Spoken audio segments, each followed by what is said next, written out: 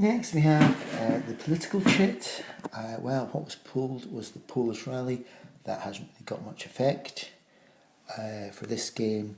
So we get 2 units join the Allied force pool, a 3-3 goes to the Russian one, and a 3-4 goes to the British one.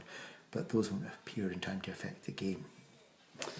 Then we had offensive purchase. Britain and France had to scrap some ships to pay for this, because they also wanted to go to sea. So that's quite a lot going into the permanent dead box. And then there was all the offensives that were bought. So Germany brought 3 offensives, centre, which is over in the Russian front, and 2 attritions. Britain brought 2 attritions in GHQ. The Russians just brought their west offensive, and the French had their GHQ and an attrition offensive.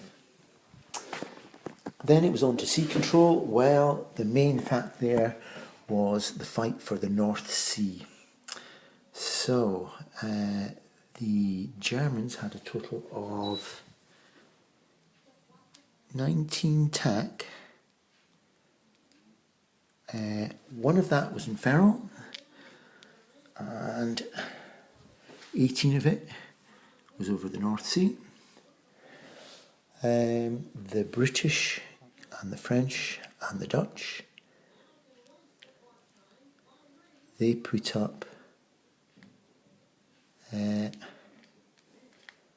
see now, it was a total of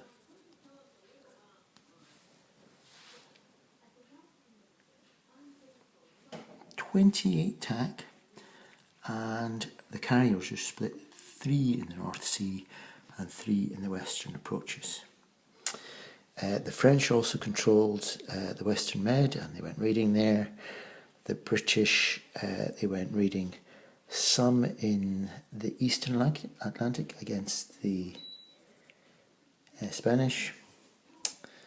The French went raiding in the Central Med, and they went for sea control there as well.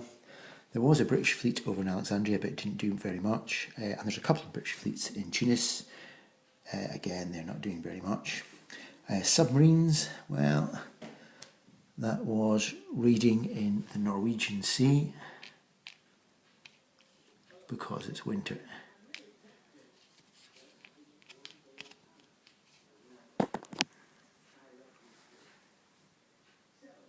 And the Germans put up a couple of attacks to sea control over the Baltic. Not really necessary that, because